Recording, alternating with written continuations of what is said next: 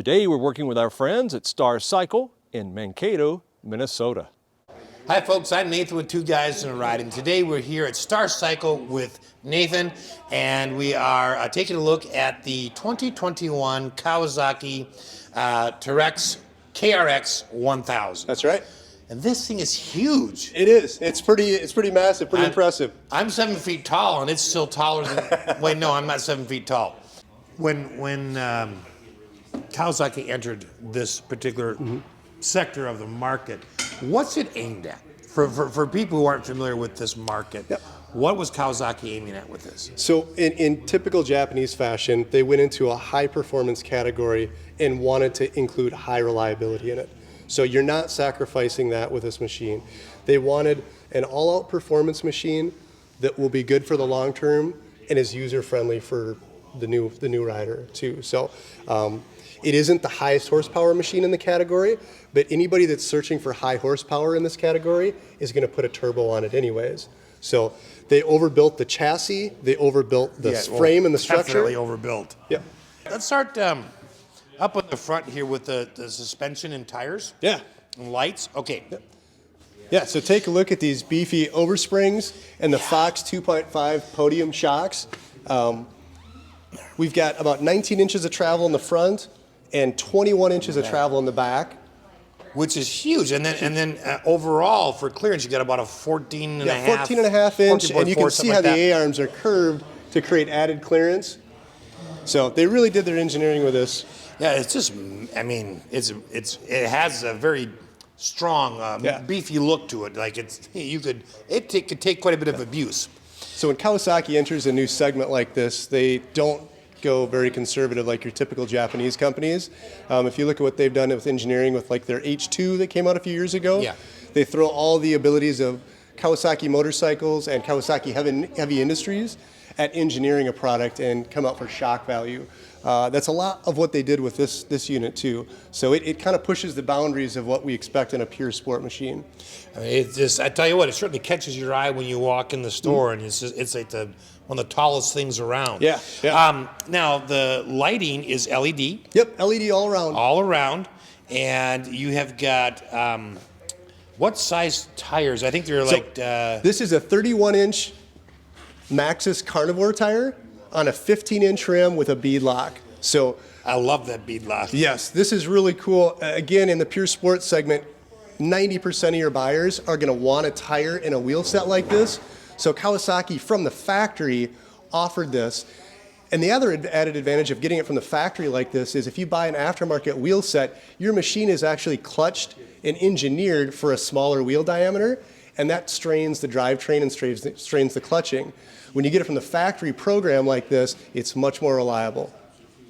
That's a good point to make, especially if you're ordering one. Yeah. You know, if you come down and you want to customize a little bit, not to think about getting aftermarket stuff, because sometimes it'll mess with some of those things. And that would not be an expensive, that would not be a cheap thing to have to get fixed. No. So underneath, you've got full skid plates. Yes, yep. That go all the way. Full metal skid plates. There is a plastic panel in the middle for access for maintenance, but otherwise it's metal skid plates all throughout. So the plastic skid plate, that part area, that's for like your oil change, oil filter, anything you need to get at from underneath. Yeah, accessibility for maintenance for draining the oil. The oil filter and the oil fill are actually real accessible right here. Okay. You got sight glass, oil fill, and oil filter. I like the sight glass. Yeah, I like that feature. That's really nice. And you've also got this, I mean, this massive arm coming back. Yeah, you know, dual trailing arm setup. Yes. Yep. And then tell us a little bit about the suspension here on the rear. Yep. So this is the Fox 2.5 podium shock. On the rear, I believe it's 21 inches of travel. Right. Fully adjustable shock. Your preload collar, adjustment for dampening and stiffness up here. And then a same size, is it Maxxis? Yep, same Maxxis Carnivore wheel set all around, so the wheels are interchangeable. You can buy a one wheel spare, and that works on all four corners. Which is convenient. Now, when you ordered this to have in the store, were the bead locks an extra thing that you added to the package, or did it already come with it? I know, it's hard to believe. This is the base model KRX Teryx 1000. So everything you see here comes standard on their base model. So they do have Wow. packages from here, from audio systems, roofs, weather. Right, the full thing, which you sell. Yep, And yep. people can order here. But that's amazing, just on a base model. So it's kind of fun to see that this is what you get when you order the base. Yeah. Everything from there is up. Okay, talk to us. I'm assuming we have some air intake up on the sides here. So an elevated air intake on either side. One of these, this side is actually for the CVT. This sucks in clean air from the CVT. If you look at any modern architecture CVT drive on a side-by-side, they actually put fans or fins on it, so it pulls in cool air, and this pulls in from a high clean point with a pre-filter on it. Right. If you come around this way, we can take a look at the massive CVT drive system that Kawasaki incorporated on the Teryx 1000. So with the Japanese companies, they typically go with a CVT drive or a mechanical gear-on-gear transmission, but an ultra-reliable system. Kawasaki's approach was to use the CVT, but give it a massive drive belt, a massive cooling area. So this is not a common failure point like it is on most CVT systems. This is a high reliability setup for a pure sport machine. Talk to us a little bit about the suspension components that are right back here. Yep, you've got trailing arms and double A-arms on this with your really beefy drive shaft. And again, look at these massive oversprings and 2.5 Fox podium shocks again, and the rear with 21 inches of travel. It's massive. Yeah. I mean, it's just huge. Now, this air intake, is this for the air filters? This is actually for the engine. Okay. So this air intake comes down, you can see the piping down here into the air filter, which is actually right behind the driver's seat. So the batteries are right underneath the seat, and Yep. you got a nice rubber cover to protect it for weather, Yep. protect from the elements. The cables from here go to a fuse box panel that's back here too. So that's Easily easy accessible. access. Yep. So it's definitely a two-passenger vehicle. Yes. Now, in the very back here, you have some storage area. I think it holds about 350 pounds. That's right. Yep. 350 pounds of storage capacity in the back. That is class leading for a pure sport machine. That's a lot. It's you know, I'm assuming all of this buildup in here is protecting some of the systems from the engine that Yeah. are running back there, The which is dual why you air don't have intakes. a bigger bed than what you have. Yes. Yep. That limits your bed size because of the intakes. But Right. 350 pounds capacity with some tie down points here too. Yeah, I think you've got, it looks like 4 of them built right in. Yep. And this is just another tie-down area, or what is the purpose of, oh, water, I bet. Yep. Just venting. So, This- and Kawasaki offers some storage accessories for the back here, whether you want a fixed compartment or a cooler. So different options. Okay, so you can put stuff in there. Yep. It's just so big from the back. It's just amazing. The engine, speaking of which, is 999 cc's? Yep. 1000 cc parallel twin Yep. cylinder. Yep. Wow.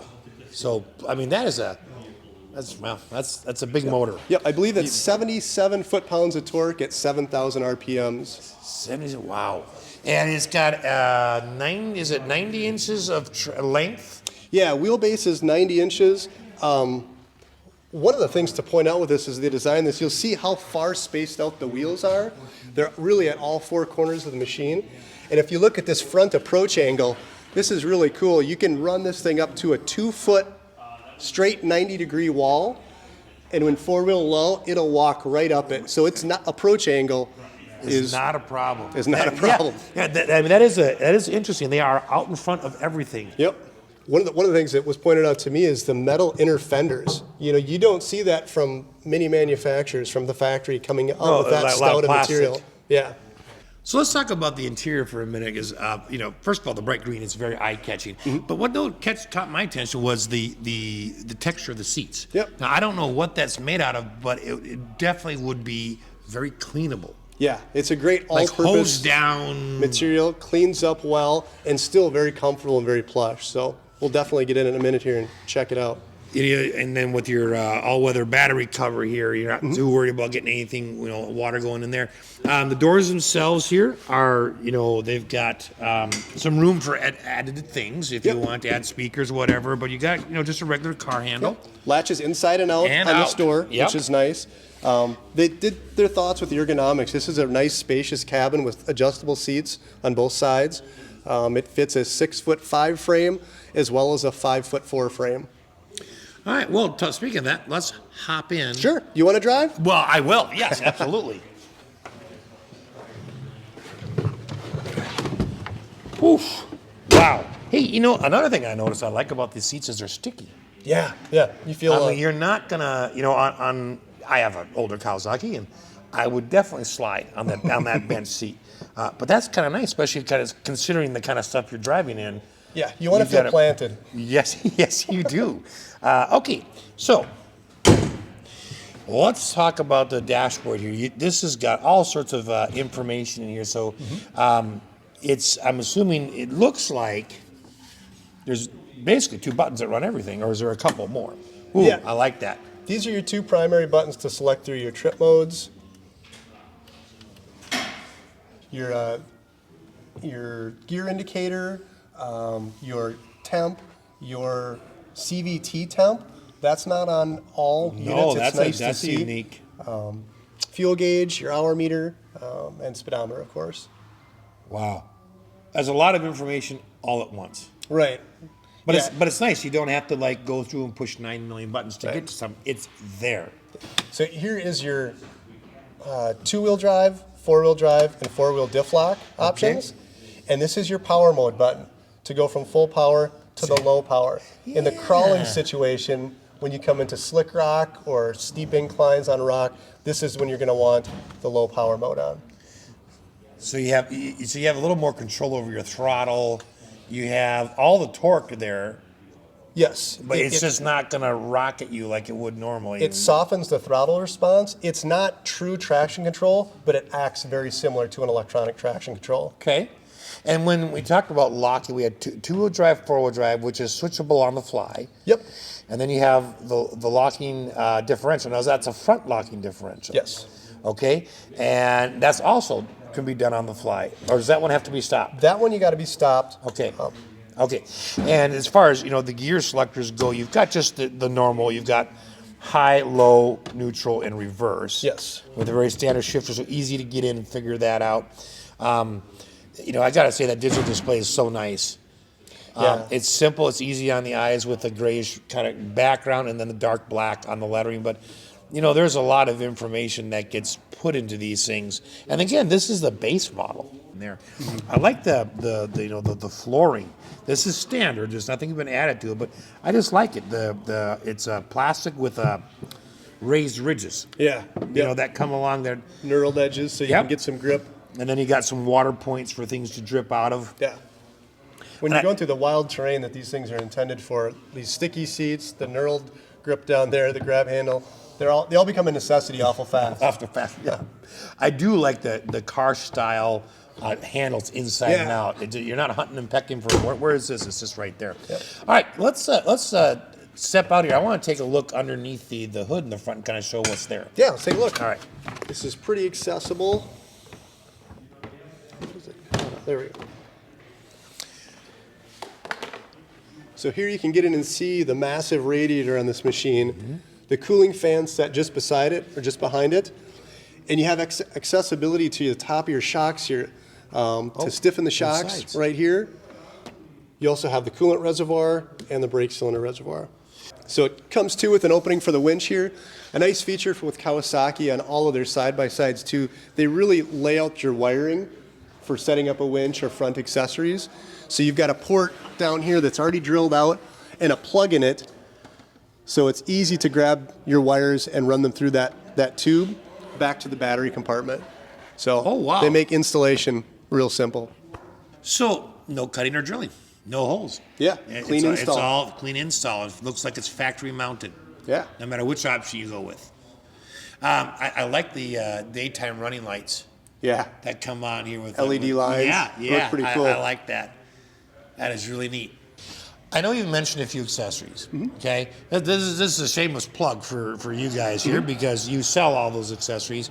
Are there what can we talked about the roof and we talked about some of the things in the back. What about the interior?